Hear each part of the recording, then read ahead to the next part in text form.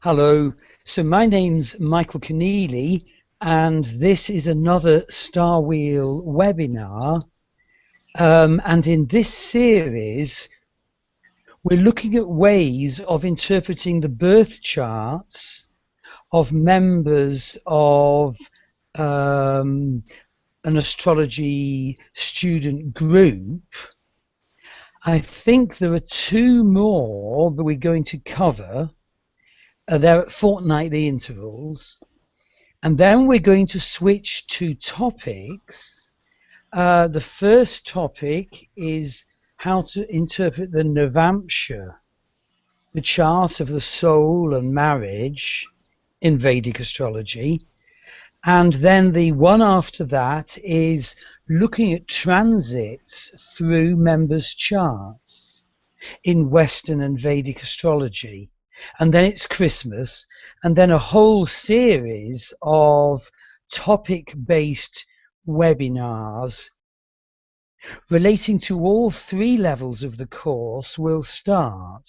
Level 1, Level 2, which is how to work with the Nakshatras, the lunar zodiac of Vedic astrology. Level 3 of the Master Vedic Astrology, that's advanced techniques. And also the psychodynamic astrology methods of Western astrology. So tonight we're looking at the chart of Solongo, and I'm now going to try and share her chart on the screen.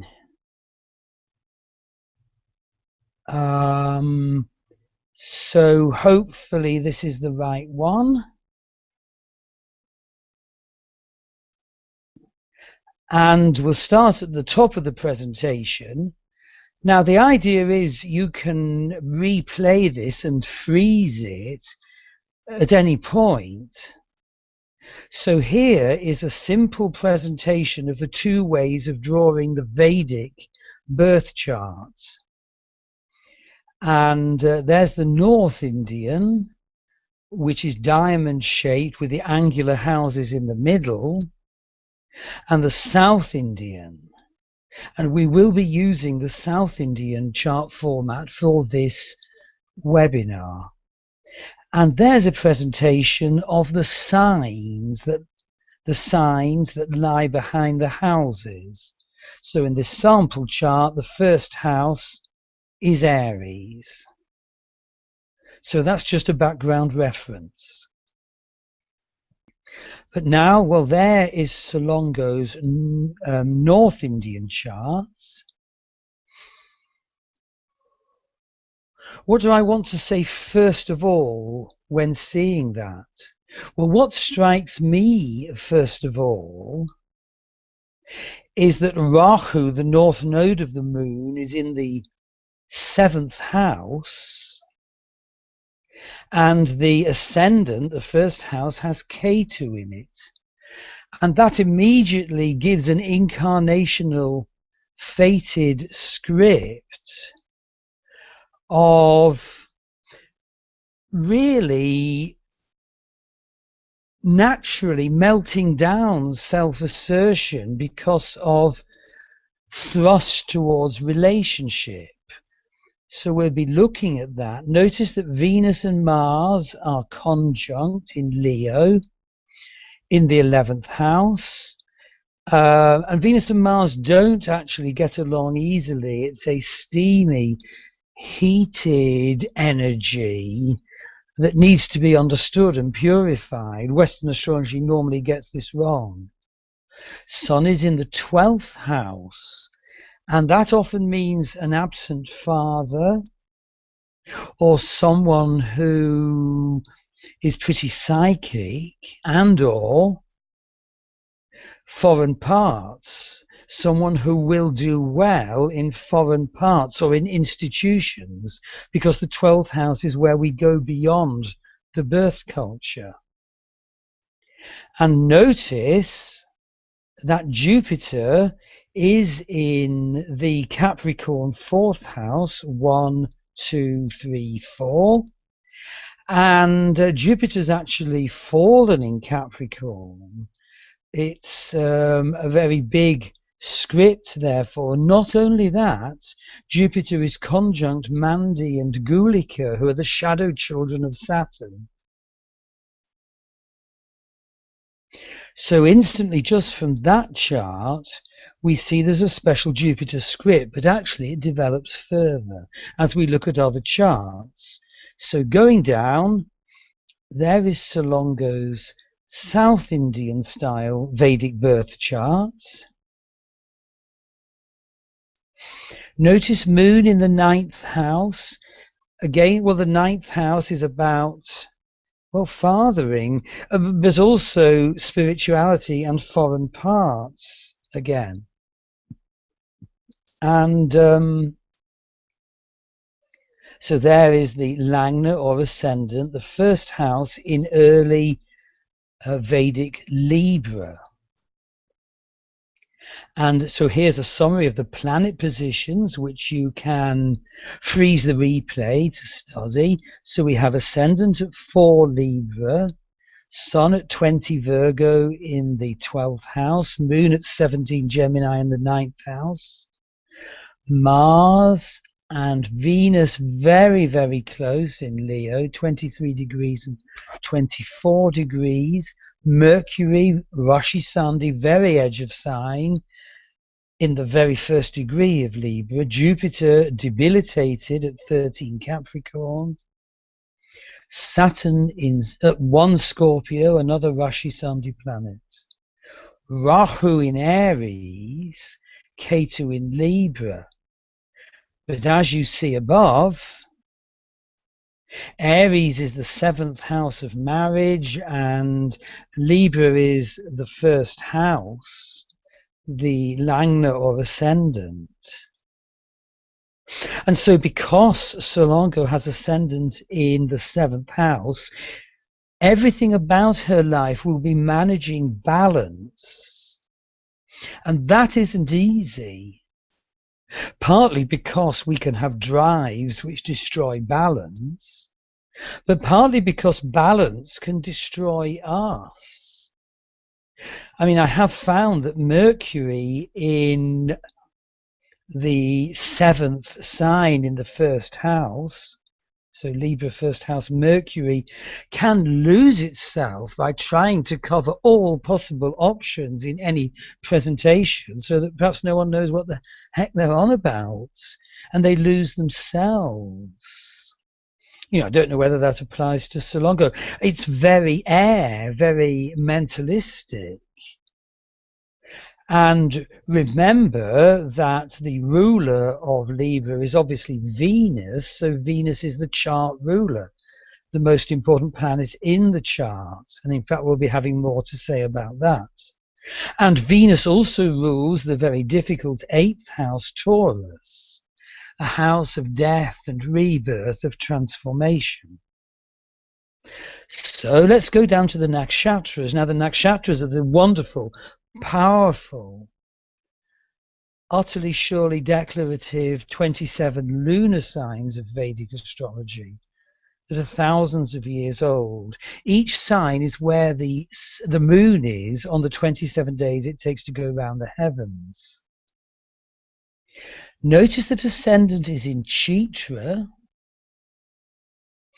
And I want to say about Chitra, and I have my son in Chitra, and indeed another course student has her boy's son in Chitra, I think. Chitra has very much a characteristic that one parent often turns out to be both father and mother to the child. So, you know, we'll see if that applies in Solongo's life. So Sun is in Hasta and Moon is in the very confrontative, transformative Nakshatra Ardra. Mercury is in Chitra and Venus is in the sign he rules, Purva Falguni. So a very, very empowered Venus, very tense. Notice that a number of the planets are asterisked. Moon, Jupiter, and Saturn.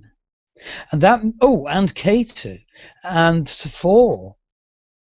Exceptional. And that means they have Pushkara status. It means they're a weak link, but in the healing of those weak links, they develop great power. And I think, you see, it's a bit similar to Chiron, which is the wounded healer in Western astrology. And we'll be looking at how Chiron features in a moment in Solongo's Western birth chart. But to stick with Vedic astrology for now, here's the Navamsha chart. And notice that Mercury is Vargotama. It's in the same sign in the Navamsha chart as in the Rashi or birth chart. And so that brings a very special importance to Mercury in Solongo's life. It brings great importance to speech and communication, and concepts, but in each case in Libra, in the totally creative sign of Chitra. Chitra is ruled by Vishakha, the heavenly architect. And so that creates a creative imperative that Solongo must fulfill in this incarnation. So going down to the Karakas, Venus, her Langnesha, the chart ruler, is also the Atmakarika. The Atmakarika is the soul indicator that is an unfulfilled project in the past life. And so it's clearly learning about love and, of course, creativity. So already we're building a picture, and the whole point is about one's Atmakarika. The predictive periods, the Vedic predictive periods, when the Atmakarika, when Venus predictive period comes along, Solongo's life will be utterly stressed and tumbled if she isn't on course. I'm just coming to the end of an Atmakarika Bhukti or sub-period. My life has changed totally during it, and I feel so much for the better. But Atmakarika periods are real death and rebirth, especially if we don't know why we're here and we're off course. So when my Atmakarika main period happened, the Dasha, 20 years or so ago, my whole life, as it were, fell apart because it was wrong for me and I was put in a more right direction. Dignity, the dignity of planets, what status they're in their signs, in the birth chart and the Navamsha chart, and combined. Notice Jupiter is very weak. My partner Maggie in the group has a very, very weak Jupiter. I think hers is -6, whereas Solongo's is -5. I think I'm right there.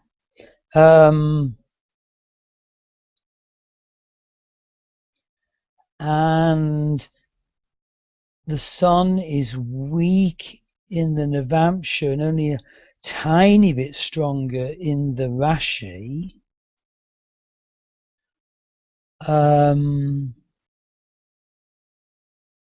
Mars is the planet with highest dignity. So that means, just looking at this so far, that Solongo will appear quite martial, which is at odds with her Libra ascendant. And so, again, I've talked about balance. It may be Solongo will not find it totally easy to balance being martial and being Libran. And here we have directional strength, and again Mars comes out clearly on top, and so that reinforces the alternative measurement that we've just looked at of dignity. So this is a sort of composite measurement of many forms of planetary strength measures in Vedic astrology, and they're quite wonderful. And I teach those in the advanced course, and there'll be a webinar put out about how planetary strength is calculated overall. Webinars are free to course members, by the way, and there'll be a free trailer for everybody for each webinar. Moon phase at birth. Moon phase 8 at the dark half of the moon, a very death and rebirth energy, so we'll be looking at that. We're just going through the charts at the moment. Okay, here is Solongo's Western birth chart, which uses the tropical zodiac of Western astrology, whose start point, Naught Aries, is wherever the sun is on the first day of spring, and that start point moves a degree every 72 years against the backdrop of the stars, whereas the Vedic sidereal zodiac is anchored to the fixed stars, so the two zodiacs are obviously diverging a degree every 72 years. And because the tropical zodiac of Western astrology is sun sign based, essentially it's an egoic statement, an egoic self-statement, a reaction to the incarnational destiny depicted by Vedic astrology. And we have ascendant at the very end of Libra, with Sun and Mercury therefore in the 12th house, Pluto in the first. I have Pluto in the first. It is a person who keeps reinventing themselves, endlessly dying and being reborn. Ketu, South Node in Western astrology in the first house, which, as I said, tends to undermine self-assertion in some ways. And of course that can be good, except with the North Node in the 7th house, we can utterly throw ourselves and lose ourselves in relationship in some way, or feel, go through lots of codependency, check games and everything. It's a very Libran thing to do anyway, that is. Just let's look at the chart aspect shapes. Solongo has a Grand Trine in air, Jupiter in Aquarius, Trine Chiron in Gemini in the 8th house, Trine the Sun in 12th house Libra, where the Sun is, of course, trine Jupiter.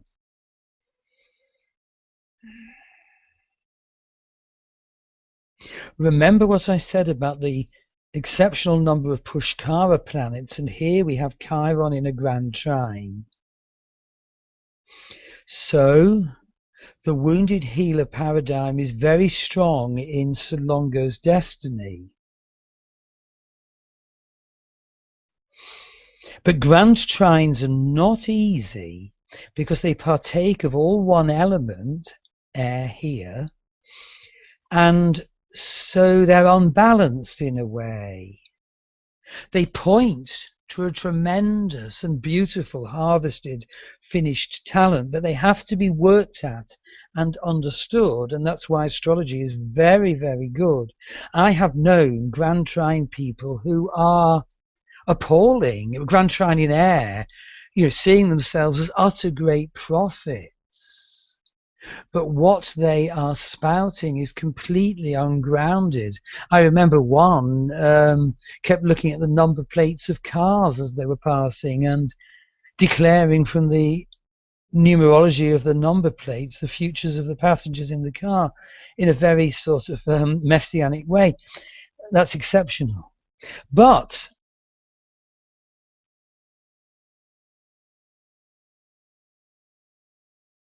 what psychic conceptualization of a healing nature is here. Because although the planets are in air signs, they are in water houses. It's not easy, this. And Jupiter comes into this. We'll be looking very carefully at Jupiter. But it gives such great potential. So it means that Solongo will give prophetic utterance of a healing nature, as well as being a designer, a craftsperson, an artist, having, if I remember rightly, Sun and Mercury in Chitra, Nakshatra, which we'll be coming to in detail, ruled by Vishakha, the heavenly architect in Vedic astrology. And so she could declare presciently transcendent truths through art.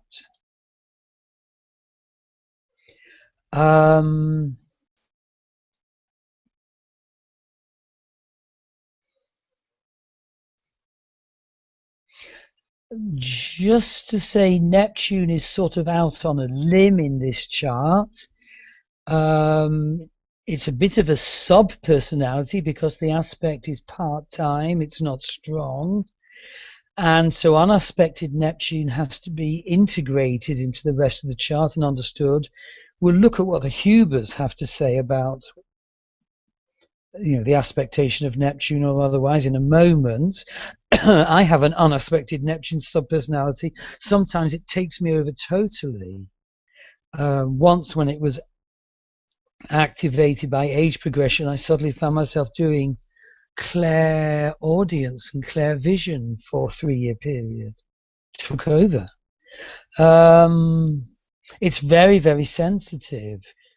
Solongo will pick up the vibes of anyone she deals with. Uranus is opposition Chiron. And obviously there's a lot of people with that widely, but notice it's not at all wide in Solongo's case. It's a very exact aspect. And what that normally means is that due to perceived non-appreciation by a parent, usually the mother, we become very impatient. We want to be noticed, what child does not. And so impatience becomes a stain, and it can wreck our sort of adrenals and make us overpace and make us not live in the presence and be grounded and disregard our body's messages and the feelings of others. And that's why at the end of the astrological presentation, Maggie is going to be talking a bit about family constellation and inner child work, because already we have something that alerts us to the benefit of that. And in healing our inner child, we can become who we were meant to be and heal others.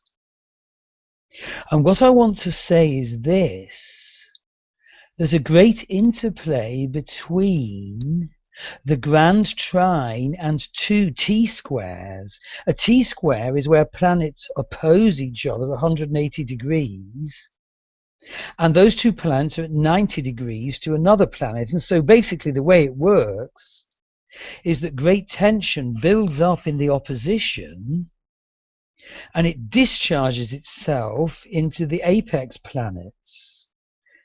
And so that Chiron-Uranus phenomena that I just sought to describe, that tension throws itself into Venus and Mars in the 11th house of, networks in Western astrology, in Virgo, which is health, healing, and right living. But The Grand Trine also cross-relates to another T-square, namely Jupiter opposite the nodal axis. The north node is obviously always opposite the south node, and each of those is at 90 degrees to Jupiter.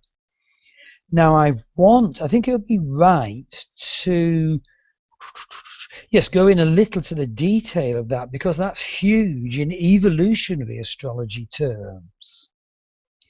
So I'm going to try and stop sharing, and I'm just going to show you a book that had a very big impact on me about evolutionary astrology. So let's try and stop sharing. And hopefully you can now see the screen. So if I can hold this up, this book had a huge effect on me. I think I first read it 23 years ago. And that is, it's very difficult to aim the camera on these things. Hang on. I think I'm succeeding.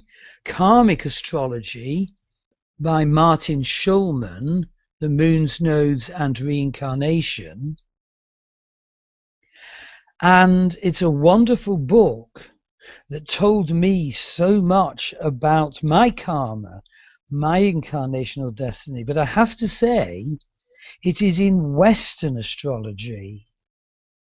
And therefore, what it depicts using the tropical zodiac is our egoic reaction to our incarnational destiny.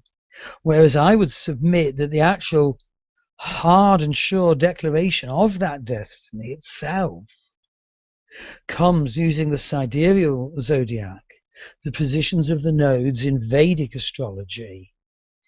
So, having said that, and that's not at all to diminish the value of the book, not at all, planets square to the nodes, page 101.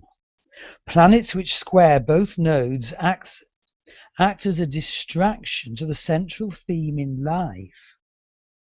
They represent areas in which the individual in past incarnation allowed himself to scatter off his path. Jupiter in Solongo's case. Now he finds these planets as detours on his road home. The more squares there are to the nodes of the moon, the more the individual experiences agonizing frustrations which seem to block him from his purpose. If the squares are powerful enough, he may spend so much energy in trying to settle them that he may delude himself into believing that his squares, rather than his nodes, represent his largest direction. He will be guided to lessons of sacrifice in addition to his specific karma. Now I found, yes, there's a very good poem by T.S. Eliot. Yes, here we are. I remember being, have I got the right page? Bowled over when I was an undergraduate reading English at Oxford by T.S. Eliot's Wasteland. And this is another poem by T.S. Eliot about the hero's journey. And it so fits people with Jupiter square the nodes that you're working towards the destination that cannot be described. You will know very little until you get there. Your journey will be blind, but the way leads to possession of what you have sought for in the wrong place. So remember, I sort of uttered the standard big warnings about the air Grand Trine, but equally there's something very difficult about Jupiter square the nodes carried over from previous life.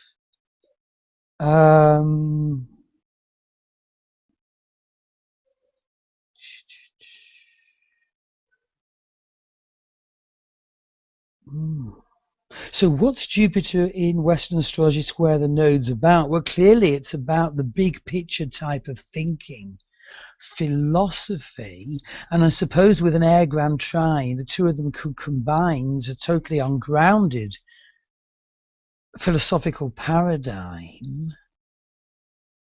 but when purified, of course, prophetic declaration of wise and enlightened type. But also, you see, Jupiter is about expansion and travel. And there's quite a good book here, Understanding Karmic Complexes. Again, I'm trying to focus it by, let's see if we can see the author. Oh dear, Patricia Walsh. And she talks about, and I bet this is relevant, the sort of Sagittarian, Jupiterian travel impetus, in past lives, issues of immigration and nomadic lifestyle. Travel. And so that has to be integrated into Solongo realizing her incarnational destiny. Adding to that, the sun in the 12th house, she'll do better in foreign parts. Although, of course, it's also a difficult script for fathering and for being grounded and effective.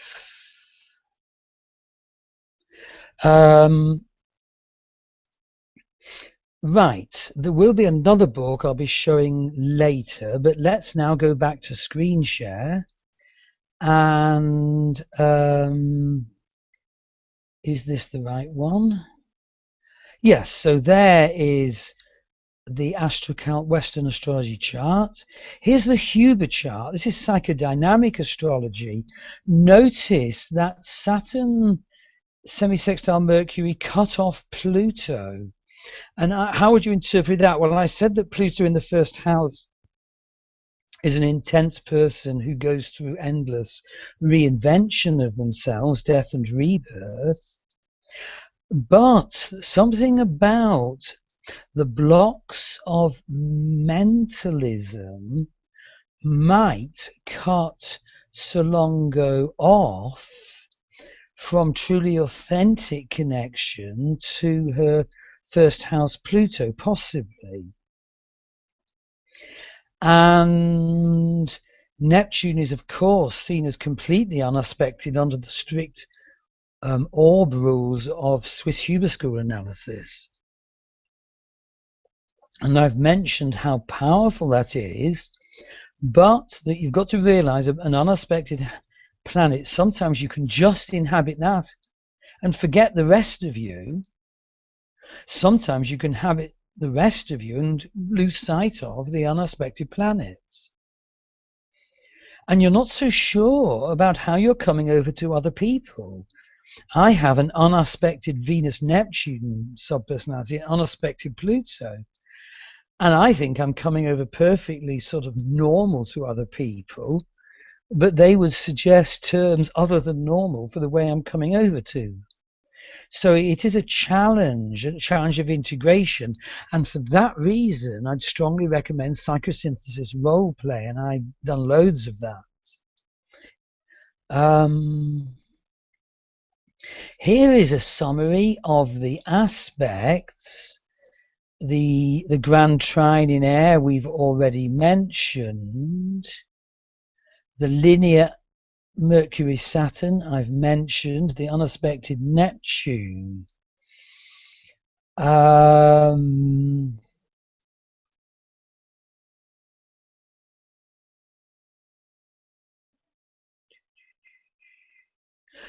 The psychodynamic astrology has a big concept of nature versus nurture. Are we our nature or our nurture?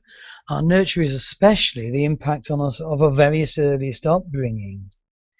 What did that do to Solongo? Well, it wiped out her cardinality and it made her very mutable. it didn't sort of really go great guns for her air, but made her fiery. So the signature of her nature is cardinal water, which is Cancerian, whereas the signature of her nurture is mutable water, which is Piscean.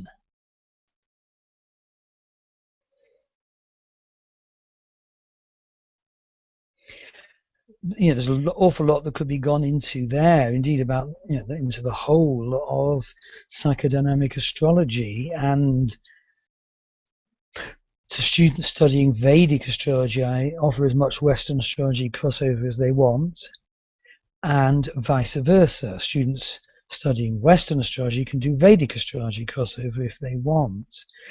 I mean, there's all sorts of wonderful things in my psychodynamic Western astrology using hemispheres and quadrants, house intensity curve, side intensity curve. Wonderful insight there to our egoic functioning, our egoic psychological functioning. Notice that in the chart of nurture, Neptune is moved to become opposite the moon, which shows that Solongo was very, very unclear about her mother and mothering. And I would say was very, very unclear about her own emotions, what she was feeling because of that. Notice that the moon is high in the chart. The natural and best position of the moon is on the ascendant-descendant axis. And so it is the child who felt emotionally ungrounded and unsupported. I have a moon in the 10th house, so I know what that's like. It can make us want to hide, can make us fearful of exposure, shy. Something's wrong with us, we're not grounded type of thing. Mercury goes unaspected in the chart of nurture.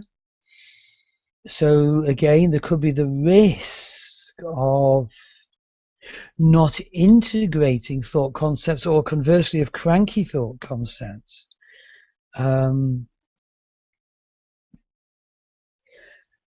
The chart aspect figures become different in the house chart of nurture. The recorder is well worth understanding. It is certainly a very wise person who records the meaning of life. And, the meaning's much fuller than that, but I can't go into that. Personal rays, the Bruno and Louise Huber, great disciples of Alice Bailey. And they worked out a way which they claimed extrapolated from the birth chart which of the 7 rays that come from the beyond, from God, any individual particularly was born to work with. There's a big emphasis on a difficult ray 4, harmony through conflict. And I've got a presence of that ray, and it can be that people think we're far too critical. We're actually trying to sort of analyze and point the way to harmony, but no one can stand the picky criticalness of it. And we can't understand why people are like that. So we have to realize that that is the case. A call for will and power. I seem to remember this very weak sun, for example. So the need to have the courage of your concepts, your paradigms probably, and to be able to assert them. And the nodal ray, which is the quality one has to adopt when times in life when the going gets tough, is active intelligence. It's sort of, again, very mentalistic, and you need to apply your considerable rational intelligence to thinking things through and indeed teaching others. So a quick look into Huber predictive astrology. These are the 2 age points for now. there is an individuation age point, the black circle in the black cross, that starts off at the ascendant, takes 72 years to go around the chart. It's giving a focus of Neptune now. And you'd need to see, what you made of that. It's a square to Neptune. It's in the cusp of the 6th house of health and healing. I wonder if that means you're in for a 6-year period of developing your powers as a intuitively based healer.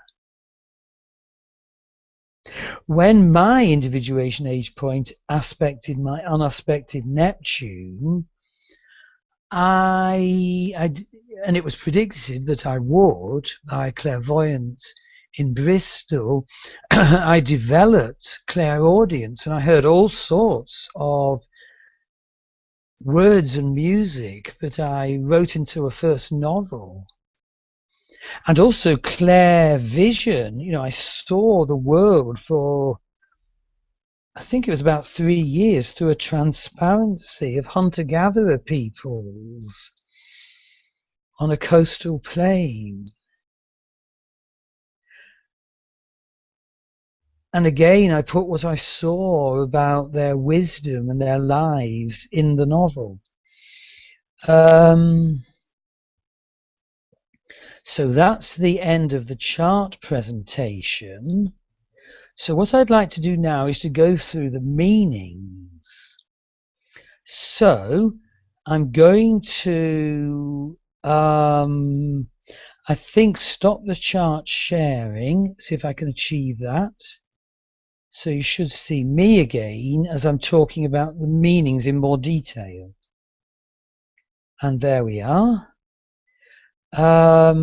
So I'm going to put up the meanings document. Yes, now the first meaning I've chosen out is Saturn in the 2nd house in the Vedic birth chart. And I have this. It's a destiny we have in common. We also have in common Sun in Chitra, which is just one of the features is creativity, but another, of course, is one parent might well tend to be the father and mother to us. Dislocation from another parent. Anyway, we both have Saturn in the 2nd house, and one of the meanings of the 2nd house in Vedic astrology is childhood.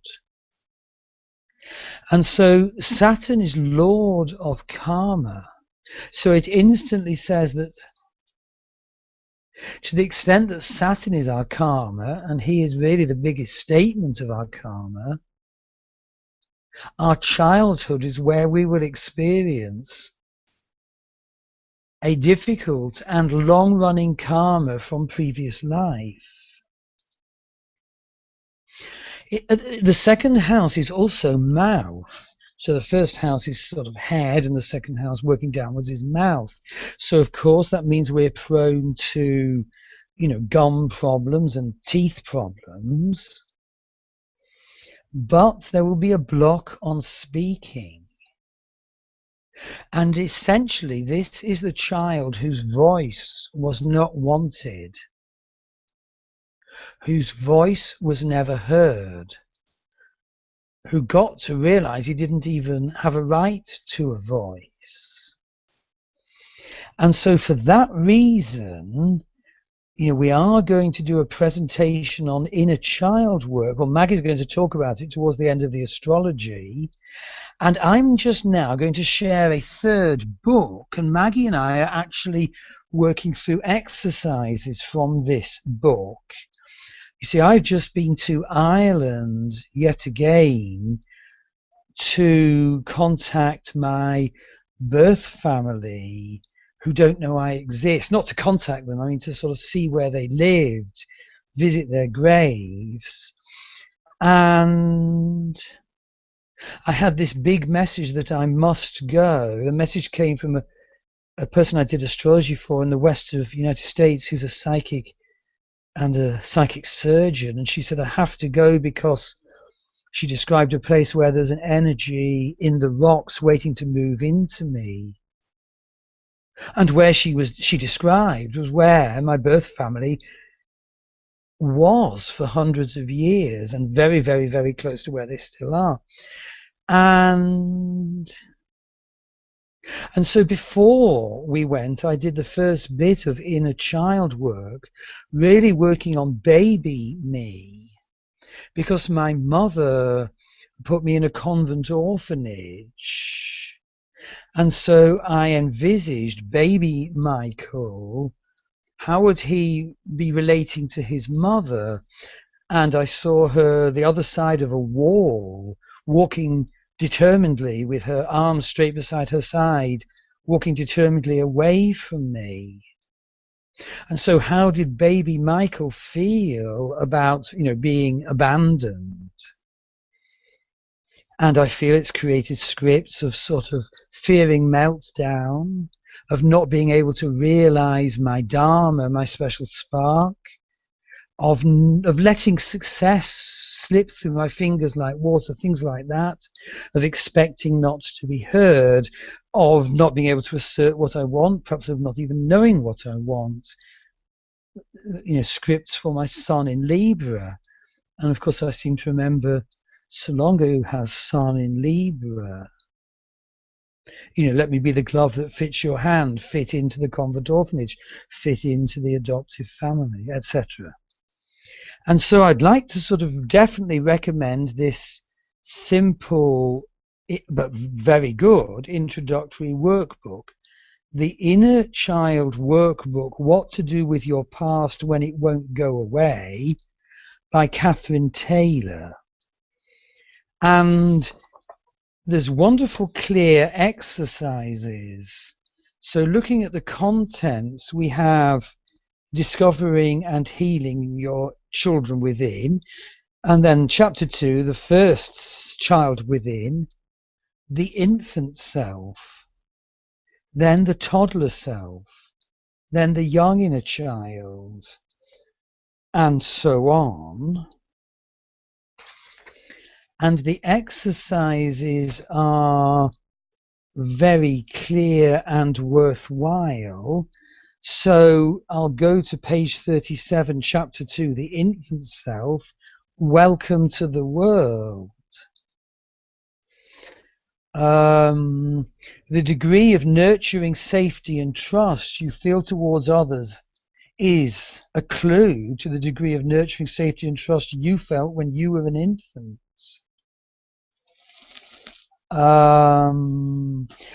She brings in pre-birth, the period from conception, the period in the womb. How were our mothers feeling when they were pregnant?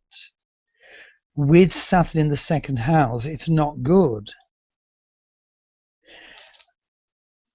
So what did you learn from your mother, your father? And from this infant relationship, you build the foundation for the next stage of your development. Your relationship to your mother and father figure provide the role with the model you later use for closeness in your adult intimate relationships. Step 1, identifying your inner pain. And so there's some very good exercises. Read each statement slowly, take a deep breath, and then check the option that best expresses how often you feel this way. So the first heading is safety, and the first question is, I do not feel I have a right to ask others to meet my needs. Always, often, sometimes, rarely, never. And so on. By the way, these are not exercises that she recommends you should do by yourself. So, maybe do them, with a partner or an appropriately equipped friend. And of course, a therapist can be very good for breakthroughs in inner child work if that therapist is, skilled in that area. So I'm so glad that I mentioned Saturn in the second. It also, of course, is about language, and in my case, weirdly, it meant I learned loads of ancient languages: Latin, Greek, Anglo-Saxon, Old Norse, medieval Welsh, a bit of Sanskrit. And I think I remember from Solongo's coursework that she similarly learnt a bit of an ancient language.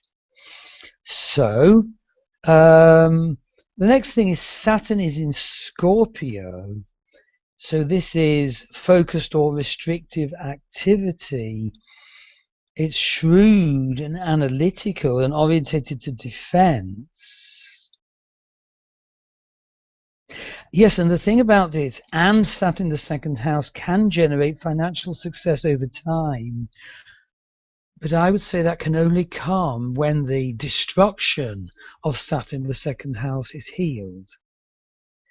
And unfavorably, Saturn in Scorpio means subject to mistreatment, deceptiveness, a few other things. And we'd notice that Saturn is Pushkara.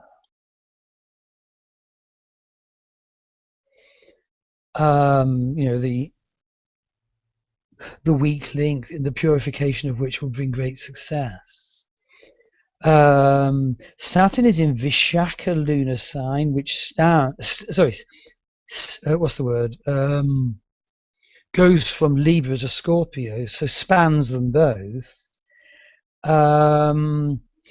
So the Vishakha part of Libra is immersed in materialism, whereas the Scorpio second half is orientated towards the spiritual. So Vishakha's sort of juggling the two and trying to achieve the possible balance.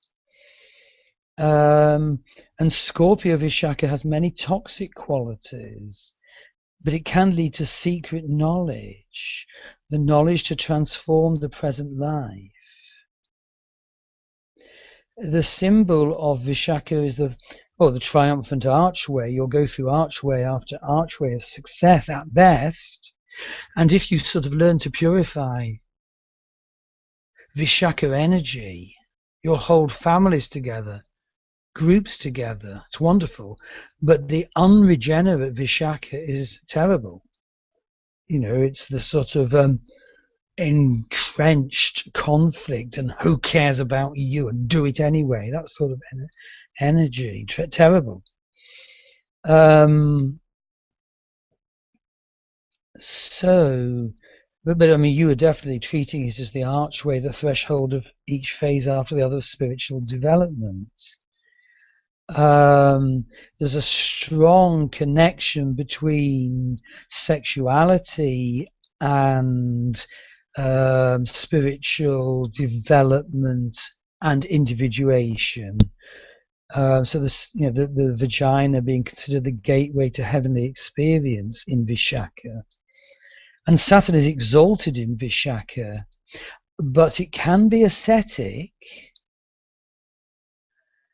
and it can teach very strong lessons and be associated with, spiritual discipline. And so there's a great need not to adopt a paradigm which is unreal, which involves spiritual bypass and which involves denial of that part of your incarnational destiny, which is Chitra, the wonderful creativity of Chitra. And indeed, we'll come to that now. So Libra Lagna, ruler Venus, so Libra ascendant. And of course the difficulty is they're trying to be anything to everybody and all that. And it's so weakening if you do that. You can actually lose yourself and become a chameleon and a desperado and a dual personality and lose touch with yourself and thus be ignorant of your effect on others. But at its highest, it is balancing all the issues in relatedness, love, and harmony. And as I said, the lunar sign of the Langlet is Chitra. The power animal is the female tigress. So, my son's in Chitra, and so we're very aggressive if crossed. Can be quite aggressive anyway, because we want to achieve our specialness. We're very special people. And yet we can be weak, because of the Libra thing and not be able to defend ourselves. So we may fail to survive, fail to do all the other things in life as well as the creativity. We love bright colours and jewellery. We're spiritually and inspired. We've got charisma, charm and glamour. Well, that's my story anyway. And the symbol of Chitra is the pearl. The pearl is in a dull oyster shell. Totally unattractive to look at, but if you open up and throw away the shell, the egoic self, you see the beauty of the pearl within. That's what us Chitras have to learn to manifest in our lifetime.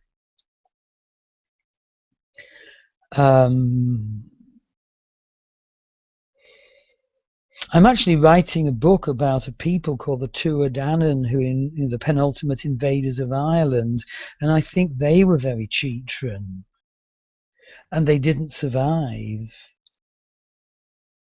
They had to go to the fairy mounds, waiting to return when the world could accept them. But that's another story. The presiding deity is Vishvakarma, sometimes called Trastri.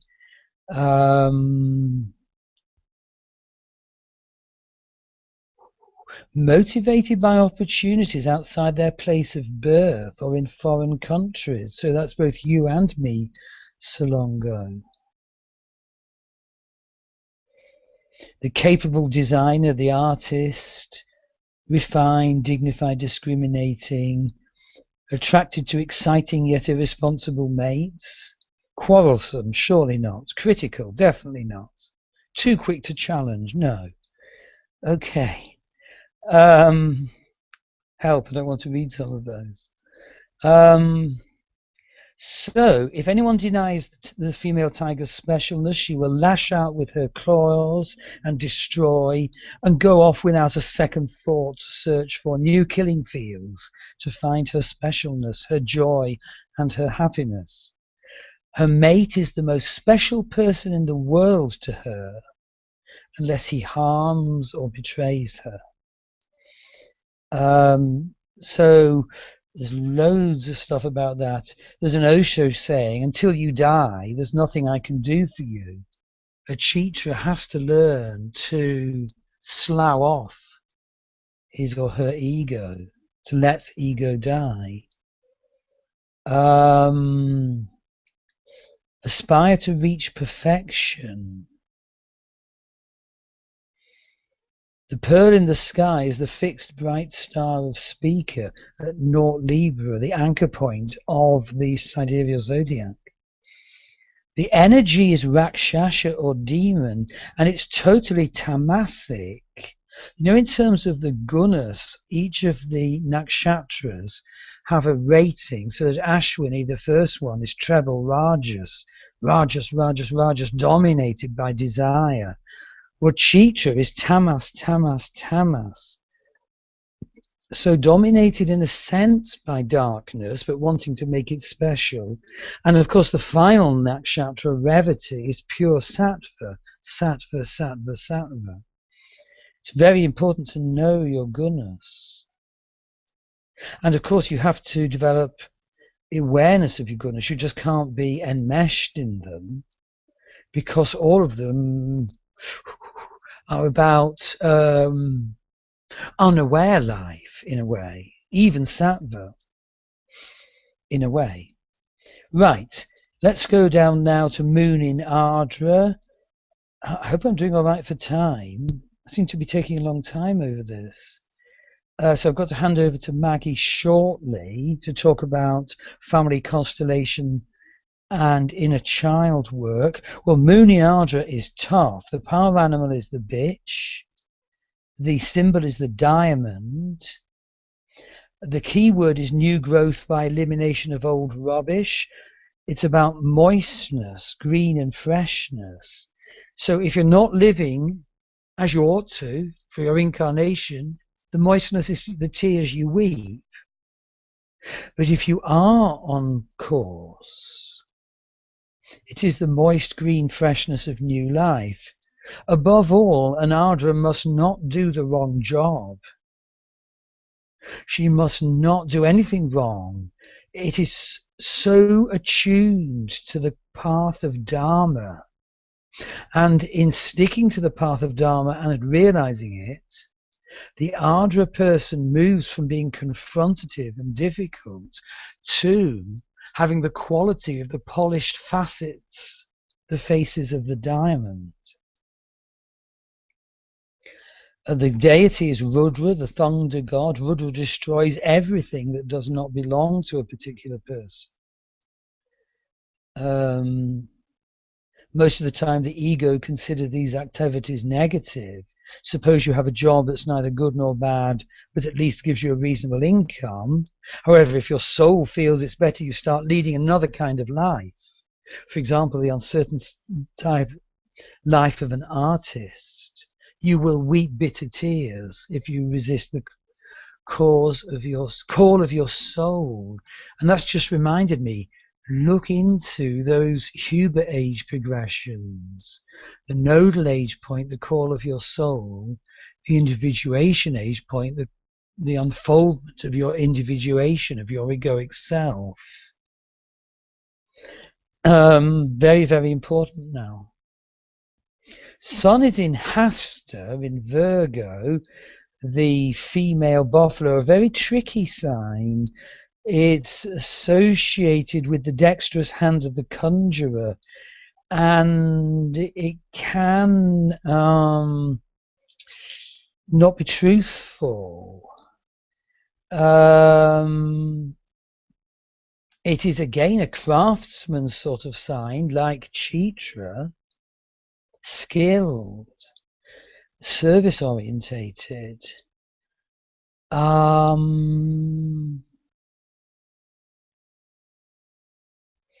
It can express itself in beauty, for example, in cabinet making or beautiful landscape gardening or research. But again, it's a person who can lose themselves. They can be very much into music, dance, drama, and poetry, superb in the arts. Better hurry on. So Hasta is related to Vata or air. Its nature is to be light and swift. The skilled hand offers up all work and effort, ideally to God, to the highest consciousness. The ruling deity is Savitur, mentioned in the Gayatri mantra, the god of creativity, the transformation of the material into something beautiful. The spiritual path of Hasta is the path of the pictorial artist or the craftsman. However, there are also very different ways of expression, like the conjurer or the palm reader. Great need to make sure you are living and speaking your life honestly. You can lose yourself in service to others. Sun in the 12th house, works in spiritual education centers, etc., etc., does very well in foreign parts, ideally, benefits from time in seclusion, goes beyond this world into meditation, ecstasy, sexual tantras. Lack of interest, though, sometimes in being able to sustain material existence, can feel abandoned, unsupported, and the victim. A secretive or unavailable father. Now let's look at Jupiter in Capricorn. Now your Jupiter, I've got to get this right because it's debilitated. Your Jupiter is at 13 Capricorn in your 4th house of Mother.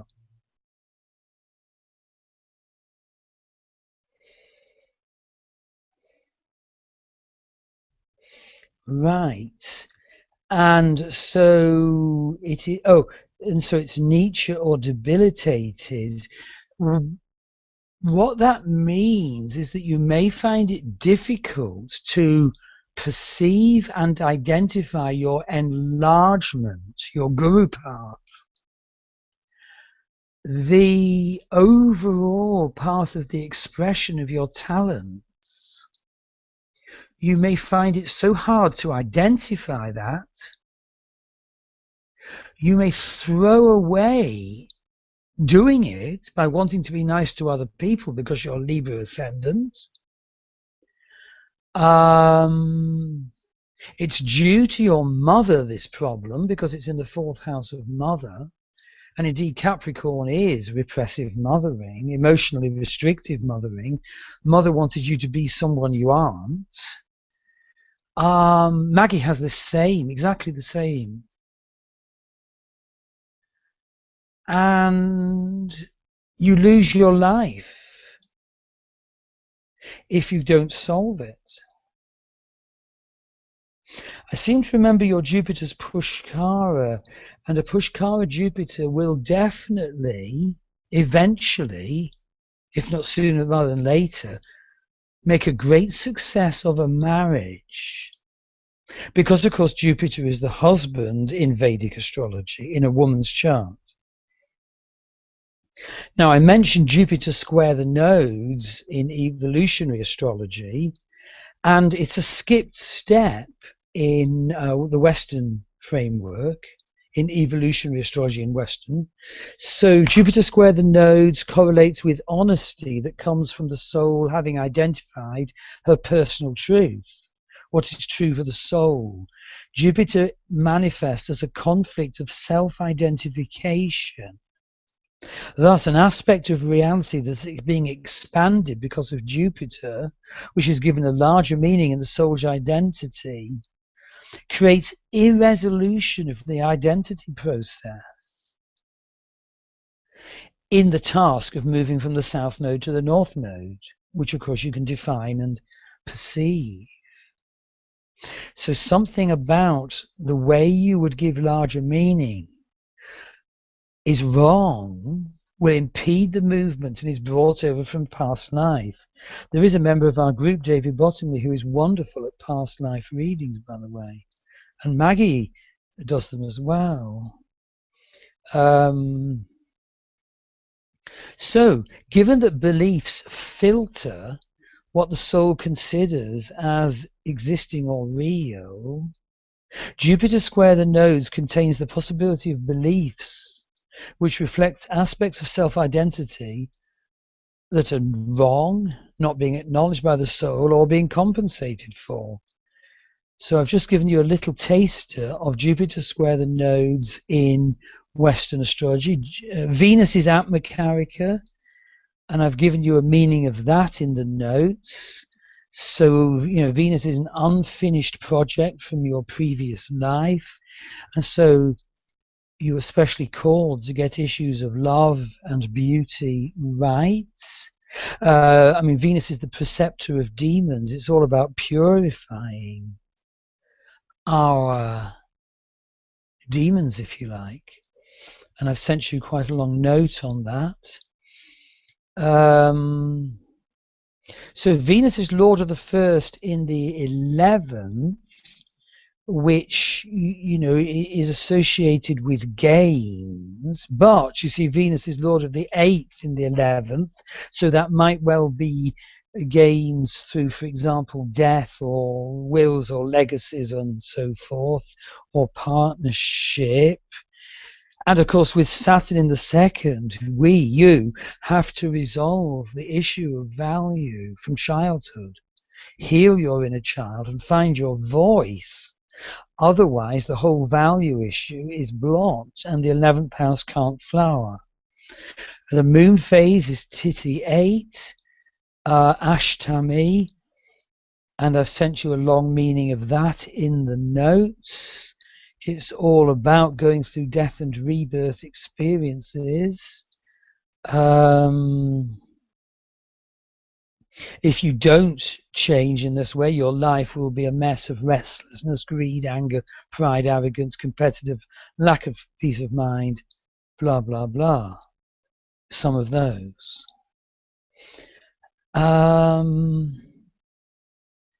I've got to hand over to Maggie. Just warning you against the complacency of a Grand Trine in air.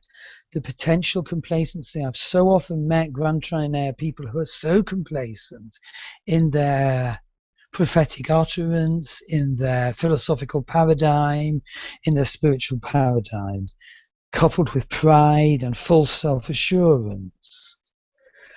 But of course, if you avoid all that sort of stuff, it's an expansive, wisdom-gaining, great harvest. Oh yes, very important. Chiron in the 8th house. I've sent you notes on this. You're very much the wounded healer. Chiron in the 8th house, where it's so often about low self-esteem and worthlessness, feeling wrong, about a curse running in generations of the family, about an agenda with mother. How, for example, mother can deprive us of what we need for survival, or so we fear. And indeed, all the lineage behind mother may be carrying a curse which is in our genetics and needs healing. So, you have to sort of read that. It's a whole huge topic in itself, and you'll get to it when you do the coursework, whenever you choose to go on to Chiron. Indeed, it's the heart of darkness. And, of course, light out of darkness. Okay, so I'm now going to see, I mentioned a little bit about inner child work, in my case, getting to know baby Michael when he was abandoned by his mother, talking to him, giving him voice and listening. I wonder, Maggie, would you feel it appropriate to talk just a little about family constellation and inner child work? I'm just coming online. Okay, can you see me? You should be able to. Right. Yes, I don't intend to actually do anything here. It'd be too rushed. It would be inappropriate. But I'd be quite interested if you wanted to unmute yourself, Solongo, and just come online. Do you want to just unwhite box yourself, Michael, so I can come on as well? Can you hear me? Yes, I can, yes. Okay. So a lot to take in there, Solongo.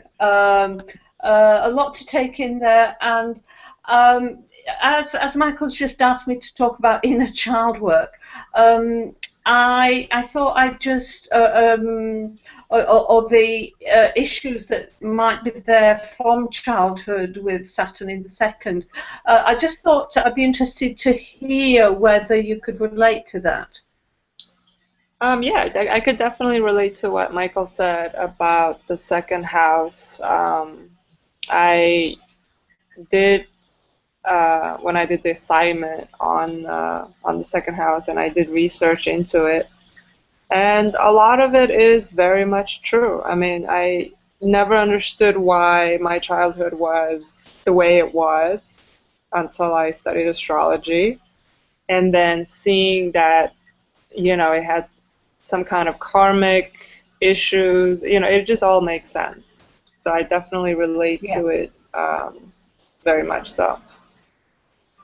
And the thing about the voice, it's I never had a serious speech problem from what I remember when I was young, or when I was a young child. But I just remember I couldn't speak. Like I couldn't say how I felt, and then it would get bottled up. And I think that's where, it's obvious it's Saturn in the second house. Yes, and children, if they try to communicate and they're not understood, they learn to give up trying. And for a child, it's generally easier to think there's something wrong with them than there's something lacking in their parents. So what I would say, if we do realise that there is ways in which we weren't nurtured when we were young, and we can do inner child work, which is essentially going back and revisiting that part of us that wasn't nurtured, didn't get what it needed, and going back to nurture it. And the person giving that nurturing to our inner child is ourselves. We're going back and literally our adult self is reparenting our younger self, that whether it's an inner child or an inner adolescent that wasn't heard, that wasn't appreciated. And we can do that in a number of ways. We can do that in meditation, and we can do this with somebody we trust. We could do it with a therapist, and it needs patience, because this inner child or inner adolescence, by the very nature of the hurt, is not necessarily going to be all that trusting. May feel, why should I damn well speak to you? You never, nobody ever really gave me anything worth having. So it's essentially, first of all, trying to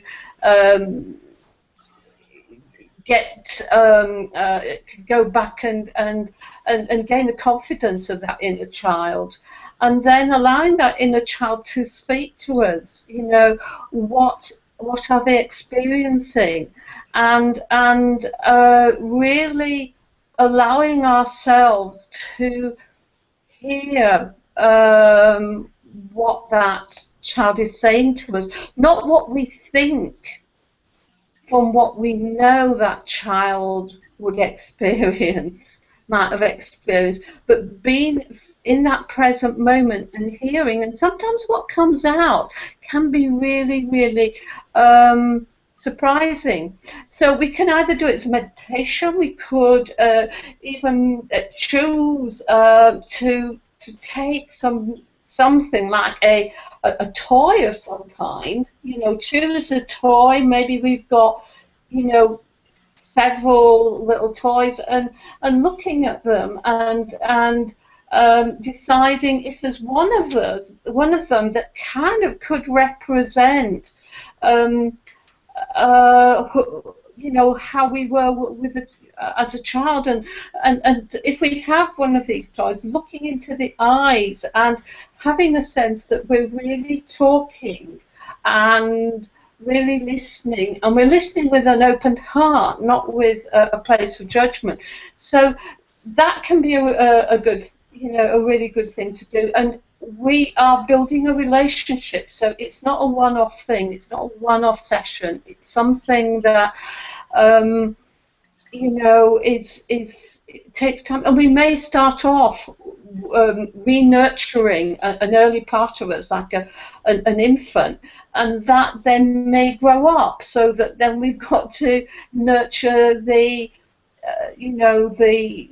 adolescent and so on. So sometimes we can see the age or sense the age in which we might have got stuck. If we got stuck when we're very young, our reaction when we're triggered is probably very babyish. If we were neglected when we were a teenager, then our reaction is probably a lot more bolshy, like power struggle oriented. So that's just an idea of inner child work. Another thing that we can do is, and that I've done and found it very helpful, was sometimes to write with different hands. So to write with my dominant hand, representing the part of me that the adult me wanting to connect and re-nurture, and writing with my non-dominant hand. With answering the younger what the younger self wants to express, and it's essentially about hearing, validating, nurturing, and also hearing what the needs are of that younger part of us, and then as much as possible incorporating it into our life. It could be having more fun or doing some particular activity that that child never got to do, that we can find a way of incorporating it. Maybe that child didn't have enough touch, and we can find ways of being touched, whether it's massage or really allowing ourselves to be hugged and hug, and so it's very much just being open to what happens and what can be, and having support while you do that. Other ways, and just moving on from that, other ways in which I think we can also look at changing family dynamics or things that we've inherited from our family. Well, Michael mentioned family constellation work, but one of the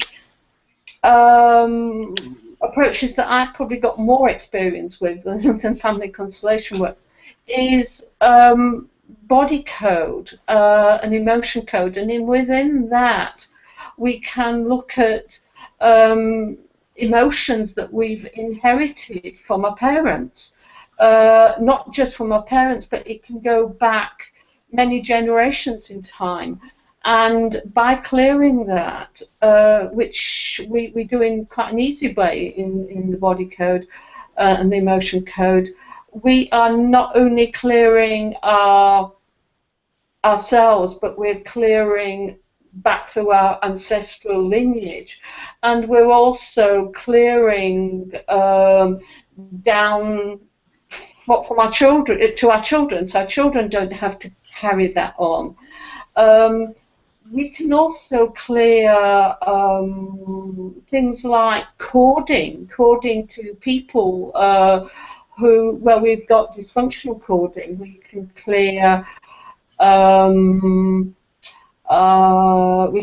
curses and energies that we wouldn't normally know were there, and the way we access that is through using muscle testing to get answers, not from our conscious mind, but from a deep knowing. So I found that very helpful. It's not, the emotion code is something that you can learn quite quickly. The body code is something a bit more complex, and I think it would be better to work with a practitioner for that reason. And I think finally, just to touch very, very briefly on family constellation work, it's the idea that the family is like a being in itself, and has its own consciousness, and it's like a web of life.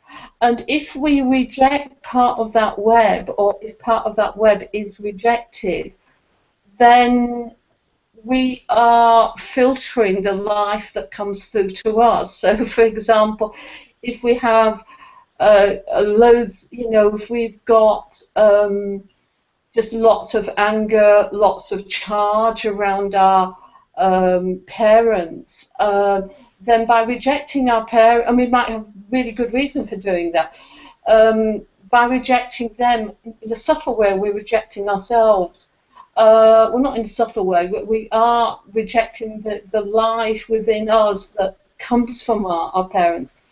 And there are things like if somebody in our family has either been not acknowledged, either because they were, well, like in Michael's case, he wasn't acknowledged by his birth family. He was adopted, and his birth family's siblings and so on, and children didn't know about him.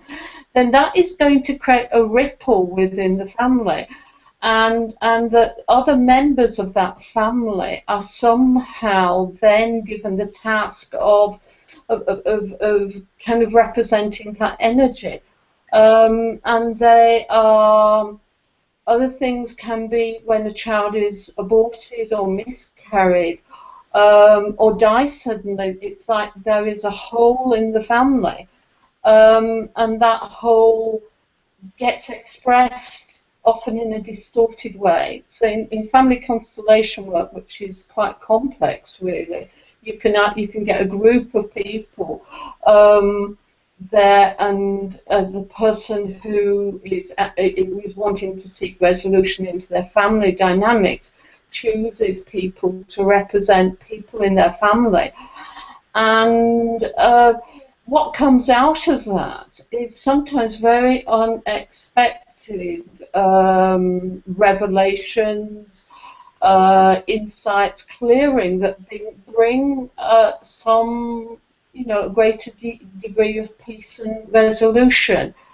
So, so I've just very, very briefly just skimmed the surface of 3 different ways in which you could take an issue and work with it. And I think in your case, you're quite artistic. Is that right? Yeah, I am still working on healing that aspect. Yeah.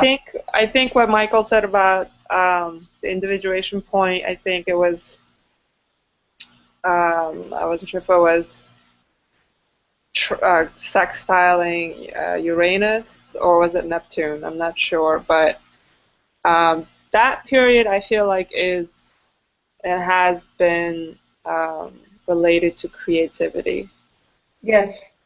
Yeah. I was going to suggest maybe you could invite your inner child to get messy and draw and just,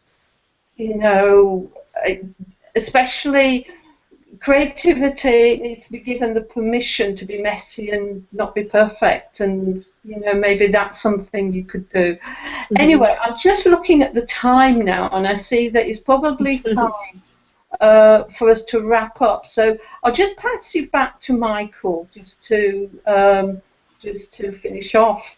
So I'll just do that now. Yes, thank you indeed, Maggie. That was very helpful. And thank you to Solongo for speaking. Just to conclude that discussion, 2 things. Well, one is soul retrieval, and that's a branch of shamanic healing which involves trance drumming and visualization. It's not just about inner child work at all. But it can involve stating an intention to do this and then travelling back to meet, the Michael aged 4 weeks or whatever, and to sort of befriend and so forth and eventually integrate. And so inner child work can be done as part of soul retrieval, which is part of shamanic journeying, shamanic healing. And I think, Solongo, that you could be very good at shamanic work, looking at your chart and looking at your age point now, which, and I'm going to I know we mustn't spend too much time, but I'm certain, let me just get it, the Huber thing, oh dear. can I quickly find it? Yes. Yes, the individuation age point was at the beginning of your 6th house of healing, health, healing, and right living, squaring the unaspected Neptune, and the whisper of your soul. I think it's just, well, the nodal age point, the 3 concentric red circles on the rim of the chart, just been over Uranus, indicating quite a revolutionary, what was the word? Oh dear, break point in your life. I can't, there is a word, and that indicating the North Node at the moment.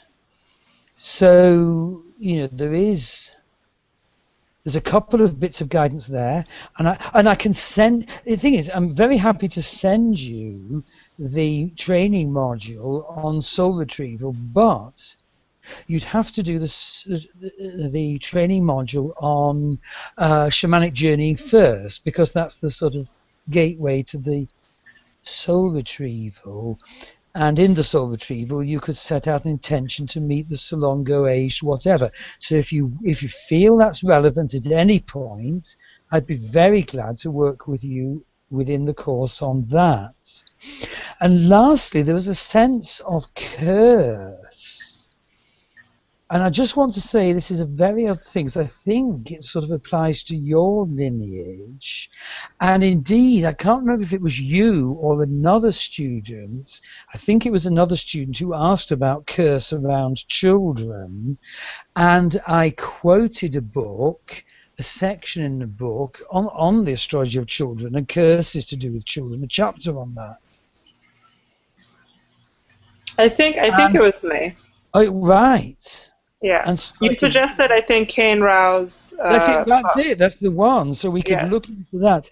And I just wanted to say something very extraordinary that's happened. As you know, I've been visiting, where my birth family is in Ireland, and Saturn was transiting on my natal Mars, which can mean sort of death and everything. So Maggie has never visited as many cemeteries as she visited that week in Ireland. And we saw the tombstones of family members. And so the death dates, I don't know the birth dates of most, so I could easily find out. So I erected death charts.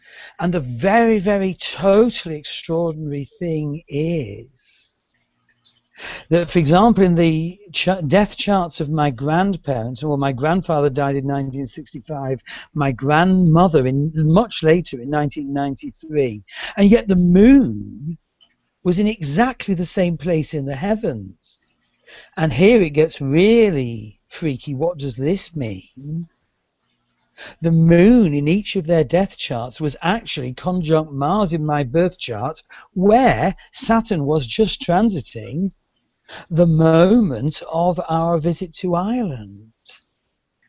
So I've got to look up there's a very special message there. Indeed, you see, my Mars, where there are two moons, the same degree, is in the 5th house, which is a sort of very damaging thing for children. Neither of my siblings who don't know I exist could have children and adopted. There's some very, very, very deep, maybe curse could be the right word. And indeed, it fits in with one of K.N. Rao's paradigms. And maybe there's something similar in your lineage. And if so, we really ought to identify it and work with it and heal it. And we're not dealing with standard astrology here. It is like very unique stuff here, very unusual stuff. So I want to thank you most sincerely for participating. The next 2 webinars, a fortnight's time and a month time, it's the last 2 times we'll be looking at members' birth charts. And then 2 weeks after that, we go on to the Navamsha. 2 weeks after that, it's transits in our birth charts. And then it's Christmas. Then there's a whole much bigger new series of webinars.